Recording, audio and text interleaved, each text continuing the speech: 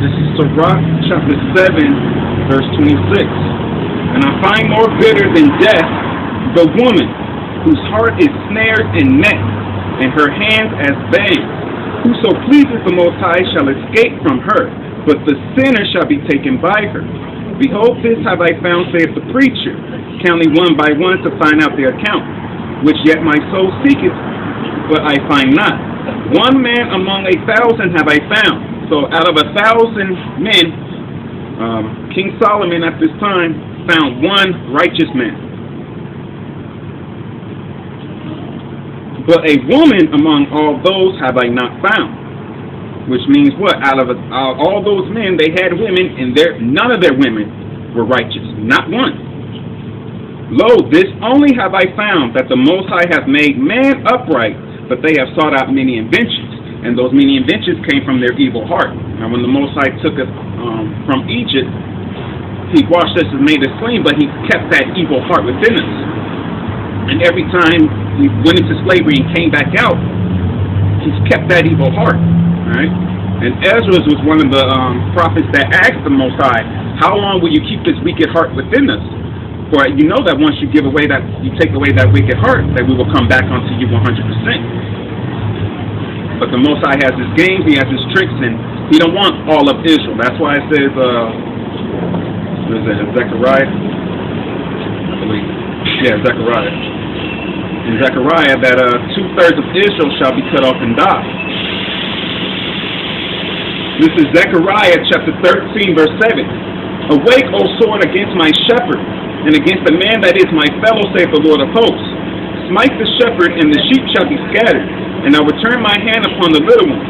And it shall come to pass that in all the land, saith the Lord, 2 parts therein shall be cut off and die, but the third shall be left therein.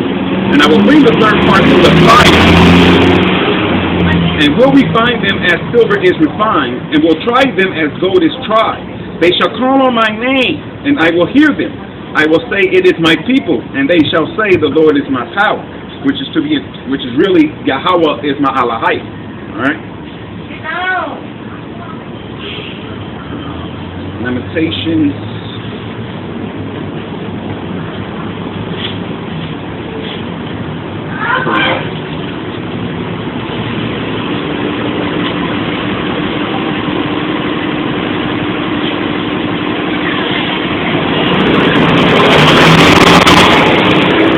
This is Lamentations chapter 4, verse 3.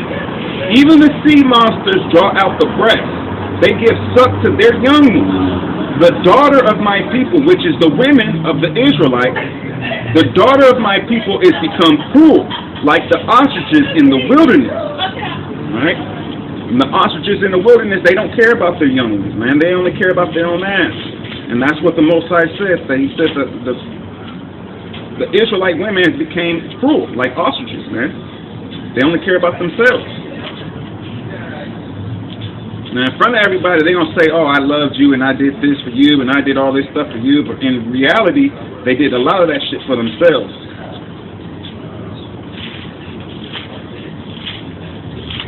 Let me get to this Job 39. Bear with me real quick.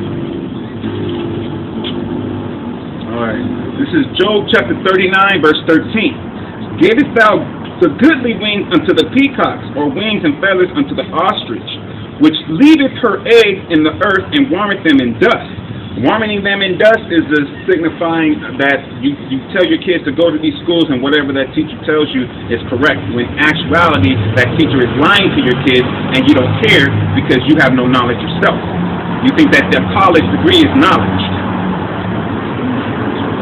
And forgetteth that the foot may crush them, or that the wild beast may break them. She is hardened against her young ones as though they were not hers. Her labor is in vain without fear. Because the Most High, Yahweh Ba'ashem Yahweh, because the Most High have deprived her of wisdom, neither have He imparted to her understanding, which means what? Majority of the women, especially the Israelite women, you have no understanding, none. You have the understanding of whatever your slave master told you. Whatever your enemy told you, that's your understanding. Right? You're quick to go to those colleges and think that those colleges is going to help you out in the long run. Those colleges are a big scheme. That's a big scam, man. Because as soon as you get that college degree and you go out into the world, as the thing that you trained for, you're not even doing. So what good was you going to college? The credentials that you have, you can't even say, because if you say it, that person who's supposed to be hiring you might not hire you because he don't have those credentials, and you might take his job. That's why you be that's why they give you that stigma of overqualified. Right? You get the stigma of being overqualified because when it comes to advancement of that paper and that degree and that certificate, you have credentials. That person that's in that position, he don't. So he ain't gonna give you that job. Why? Because actuality, you're already above him. So why would I give somebody above me a job? No, I won't give you nothing. And that's why we got people that college degrees, masters and doctrines, and they're fucking homeless. But you know, this is the land of opportunity, man. This is the land of confusion, right? That's why when you was going in, well, let me phrase that to myself. When I was going in elementary in Fresno, California, they taught us all about what? About history. I was the person that kept telling them why you keep changing your books and keep changing what you said last year. See, all the other students, they kept along, they just did the work what the fucking so-called white person told them to do. Me, I was prudent, therefore. Right? I'm going to do good enough for you. But I do all out for Yahweh Baal Shem Yahweh Shah. Right? And another problem with the colleges is the verse when it states, ever learning but never coming to the knowledge of the truth. The knowledge of the truth is what? The word of Yahweh Baal Shem Yahweh Shai in spirit and the truth. Right? The knowledge of the truth is not your college. Right? Like a lot of my people, they don't understand that when you go to a gym, you're actually profaning your body, and you're profaning the Most High, because if the Most High wanted your body to be that way, He would have made it that way. All right? Going to a gym is the work of the heathen. That goes back to the Greeks. The Greeks used to dress up, actually, like they even used to dress up. The Greeks used to work out naked. All right? Forget the toga. They used to work out naked. Do the history on that. All right?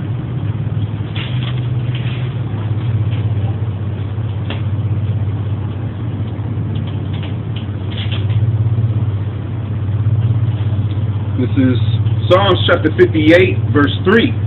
The wicked are estranged from the womb. They go astray as soon as they be born, speaking lies.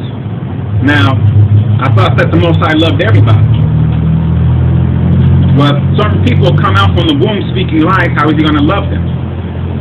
And if He says salvation is hoped for in vain from all others, salvation is of the Jews being Hebrews. The Jews not being those so-called people that's in Israel now. Those are not the real Jews.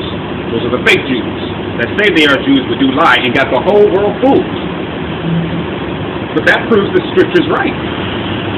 And the true children of Judah, which I am from, they're going to come out here on the highways and byways and give the people the truth, whether they hear or forbear.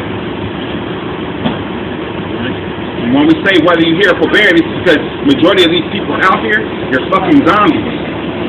Right? They hear not and see not. Actually, let me get that. Let me go ahead and get that. Isaiah 6.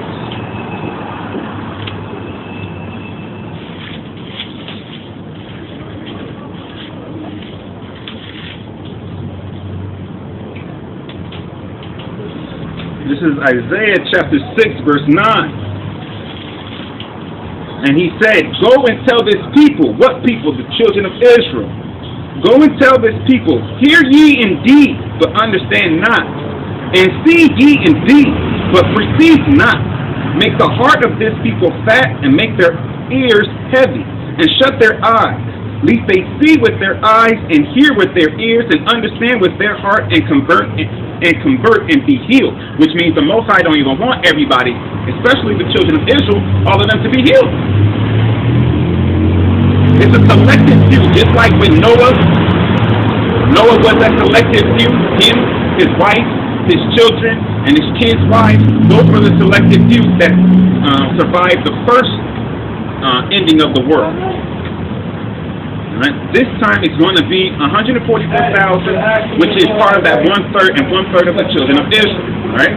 Those are the ones that's going to survive. Now, with the 144,000 and 1/3 of the children of Israel, we will also have strangers there, which means other people of other nations. Right? But they will be in subjection under the Israelite man. If they are not under subjection under the Israelite man, then they will not get salvation, thus says the Bible. Right? So all those that come and be under subjection now, you will get salvation later. All those that don't, you will die here, and when you come back in the reincarnation, you will come back in slavery anyway. And you'll come back in the lowest state, not a high state.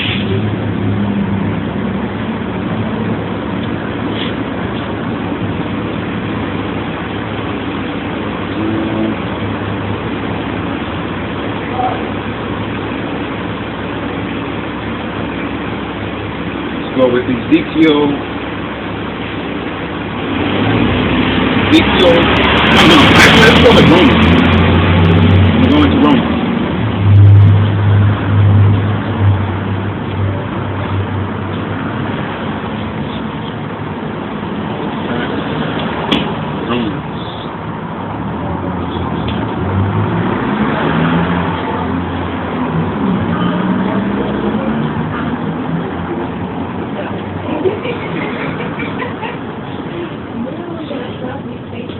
This is Romans chapter 8, verse 19. For the earnest expectation of the creature waited for the manifestation of the sons of the Most High. For the creature was made subject to vanity, not willingly, but by reason of him who hath subjected the same in hope. Because the creature itself also shall be delivered from the bondage of corruption into the glorious liberty of the children of the Most High. For we know that the whole creation groaneth and travaileth in pain together until now. And not only they, but ourselves also, which have the first fruits of the Spirit, even we ourselves groan within ourselves, waiting for the adoption, to wit, the redemption of our body. Now, we're waiting for what? We're waiting for the Most High to change our bodies, to give us back our glorious bodies and take us out of this bullshit that we're in. All right? This flesh is a chain of darkness. This flesh is not something good. Right? This flesh does nothing but tear down, rip apart, and destroy. Right? The glorious body that we're waiting for is the body from Yahweh in spirit and in truth.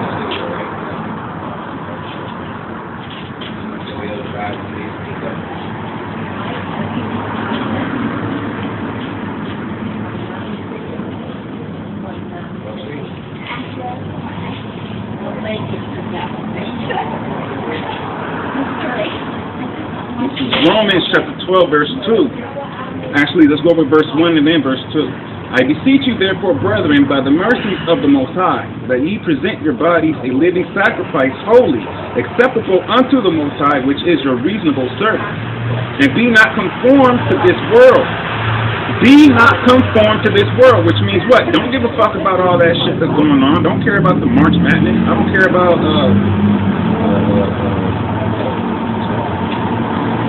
what new video games coming out, what new movies coming out. Alright. I look at everything as far as what Yahweh wants me to.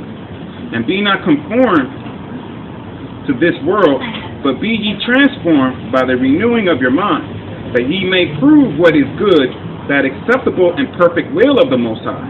For I say, though the grace given unto me, to every man that is among you, not to think of himself more highly than he ought to think, but to think soberly according as the Most High hath dealt to every man the measure of faith.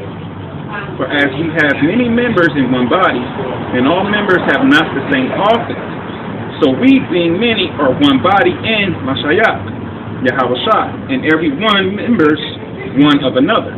Having then gifts differing according to the grace that is given to us, whether prophecy, let us prophesy according to the proportion of faith. Alright, so when you get the spirit of Yahweh God Shem Yahweh Shai, there's certain things that's going to happen to you. Certain people will be able to speak the language good. Certain people will be able to break down the words good. Certain people are great researchers. Certain people, they can make the great posters. Certain ones, they're good with electrician stuff, All those is for Yahweh God Shem Yahweh Shai to help pump out the word. Alright, in spirit and in truth.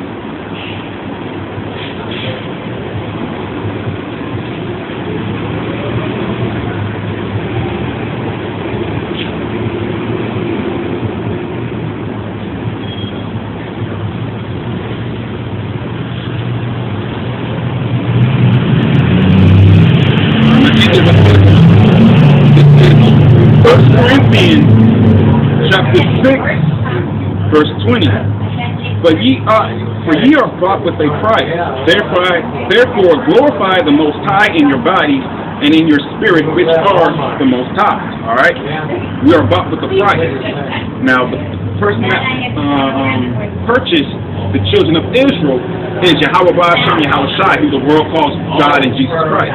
Ignorantly call him God and Jesus Christ. For God is just a title, and Jesus Christ is a made-up fucking name. All right? The real name is Yahweh, and his son's name is Yahweh Shai. All right?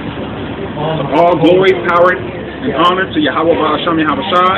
Double honors to the elders of Great Millstone for showing me this great truth. And shalom and salutation to my brothers in the four corners pumping out this truth with sincerity, long suffering, and longevity. Shalom, my friends.